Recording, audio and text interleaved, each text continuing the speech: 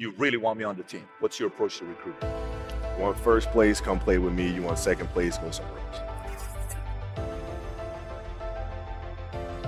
Like I would watch Magic play. I'd watch Michael play.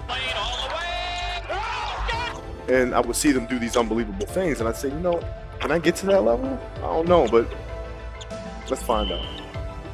Everything was done to try to learn how to become a better basketball player.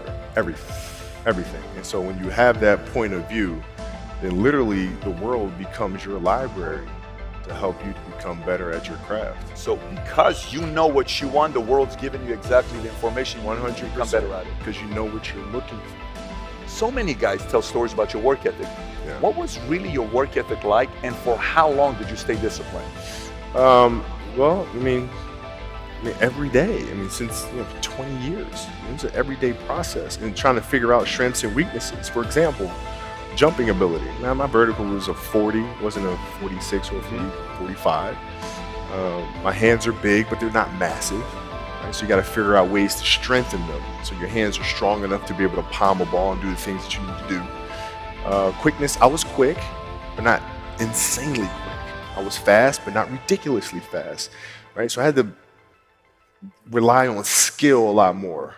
I had to rely on angles a lot more. I had to study the game a lot more. And but I enjoyed it though. So like from the time I can remember when I started watching the game, I studied the game and it just never changed. It's a good separation for me, emotionally, to be able to put myself in a place where at practice or when I'm training or during games, I switch my mind to something else. I switch my mode into something else, right? For me, it's the equivalent of Maximus, Decimus, Meridius, and Gladiator picking up the dirt, smelling the dirt. It's go time, right? So that was my mental switch. It was like an actor getting ready for a film. You got to put yourself in that cage. When you're in that cage, you are that character. And then when you leave there, it's something completely different. But when I'm in that cage, bro, don't touch me, don't talk to me. Just leave me alone. How did you get mentally and emotionally so strong where it doesn't bother you? Well, you got to look at the reality of the situation. Like for me, it's not, you kind of got to get over yourself.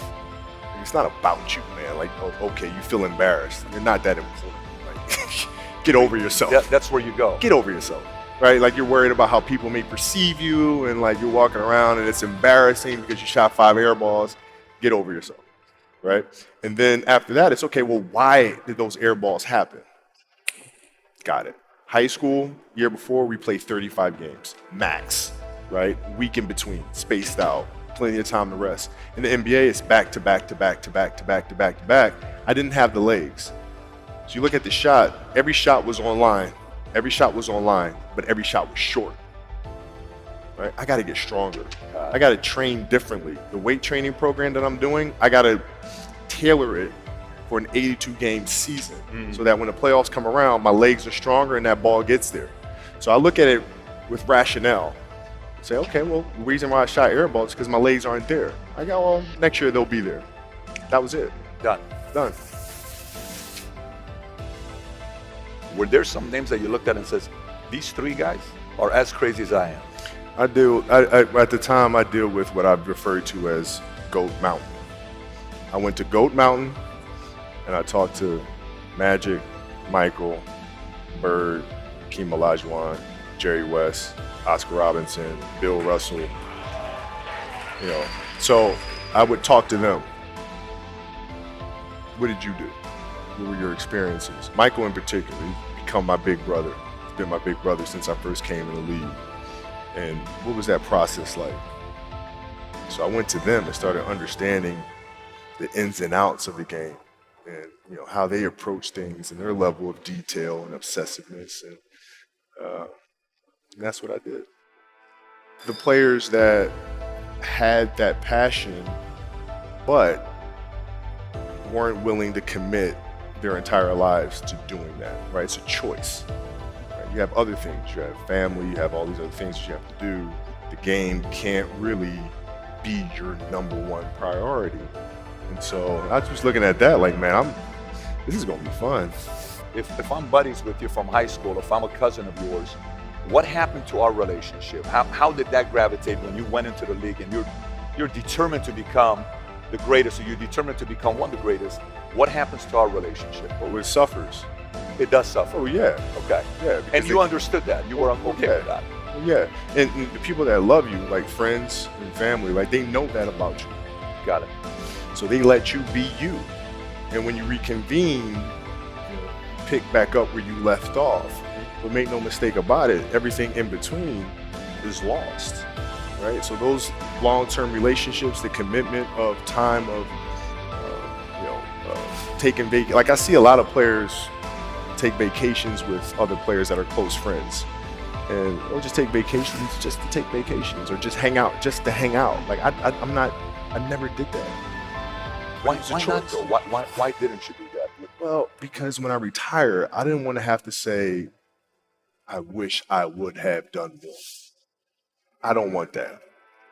I don't want that. You got a lot of people paying their hard-earned money to come watch you perform. It's your job to be in shape. It's your job to be strong enough to perform at that level every single night. And as a competitor, I'm not ducking shit. Like it's not, oh my God, my back hurts, I'm sore. We got to play Vince Carter and Toronto Raptors tonight. We actually had this happen. We had a game against Toronto in 2000, and Vince was tearing the league up. My back was jacked. Like the perception of that, like what? Kobe's missing the game against Toronto, Vince Carter, because my back was really spasming. But people will be like, what? Oh, he's ducking Vince. Excuse me? No, I don't think so. So I would be in the layup line like, okay, there's a lot of days where you can rest and recover. Today ain't one of them. Your back can bother you any other day. That shit ain't bothering me today. Wow. He gonna have to see me today. Yeah. Oh man. Yeah. If you're looking at a big investments you got to make, what is the decision-making process there? You call, first you do your own research, you take this much time, you call an advisor, is there a system you follow? It's pretty simple for me. It's do you understand the business? Is it a business that you can help in some form or fashion? What are the barriers of entry to that business? And then the entrepreneurs themselves, the company itself, do they have a culture that you believe is sustainable? Are these leaders people that you believe in? Are they people that are obsessives? And in turn, have they created a culture of obsessiveness? So I tend to look at those four factors, and that's big right there, by the way. I don't know if you guys caught that right there. That's pretty massive right there. Same determination. What's your current work schedule look like today?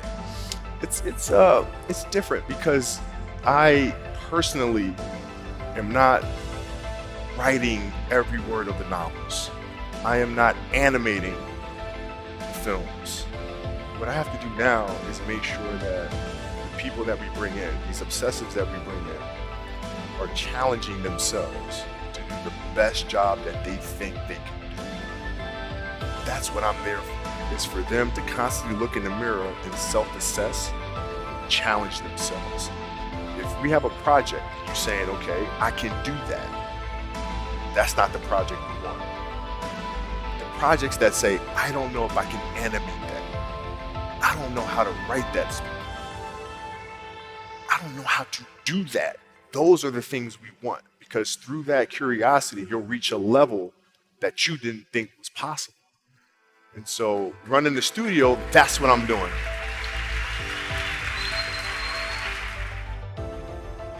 You're playing against the Golden State Warriors. Score is 107-109. You guys are close to getting into the playoffs. You know exactly what happens in the game. You go up, you're about to take your shot, and then all of a sudden, boom, Achilles happens, right? He went and hit the free throws, and then you walked off the stage. Yeah. You got the surgery done. When I went in the trainer's room, my kids are in there, and they're looking at you and stuff, and I'm looking at them, and I'm like, it's all right, Dad's gonna be all right. We'll be fine. We'll be all right. We'll be all right. We'll be all right. as a parent, you gotta set the example. You gotta set the example. This is another obstacle. This obstacle cannot define me. It's not gonna cripple me. It's not gonna be responsible for me stepping away for the game that I love. I'm gonna step away on my own terms. And that's when the decision was made that, you know what? I'm doing it. I'm doing it. You're a freaking beast, man. Yeah, hey.